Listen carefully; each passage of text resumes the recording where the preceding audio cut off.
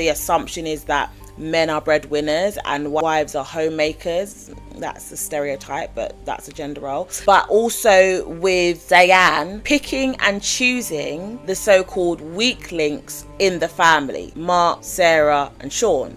And it's a bit like the survival of the fittest in the wild, where animals will abandon and sometimes unalive weak cubs, kittens, babies in the wild because they are runts or they're not very strong. Diane's behavior was extremely animalistic, and the power, agency and societal expectations demonstrated here, they collide because the woman has weaponized caregiving tools, food and drink, as a way to eliminate the weak links, essentially. There's also moral disengagement and social cognitive theory. So where she's a mother, considering mothers who commit homicides, that completely defies the maternal instinct stereotype.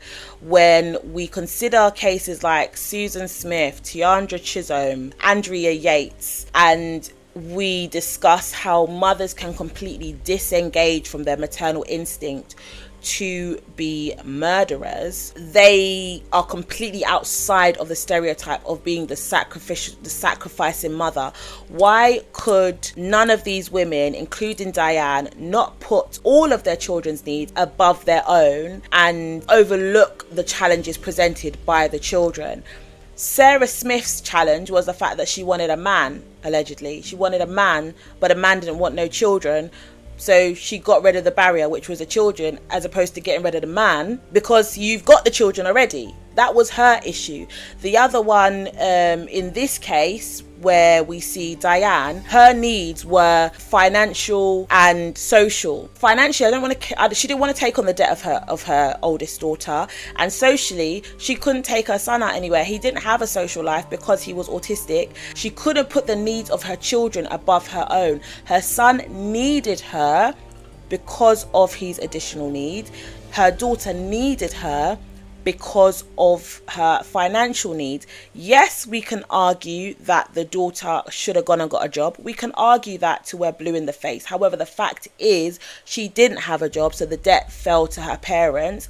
And instead of the mum putting her needs above her own, she completely falls out of the stereotype of the maternal instinct and just chooses to unalive her children. And that links into the theory I do want to talk about, which is filicide, and how filicide can be linked with moral disengagement. There are quite a few filicide typologies, and the first one that we're going to think about is called altruistic filicide, which is when a parent unalives their child out of a distorted sense of compassion or protection. They did it because they would be better off not alive. And some of the common features for this are depression or psychosis. So Andrea Yates' case, for example, that filicide was because she was saving the children from eternal damnation. That's what she believed. It says it's often planned or methodical, and some of the facts are the psychological substrate. So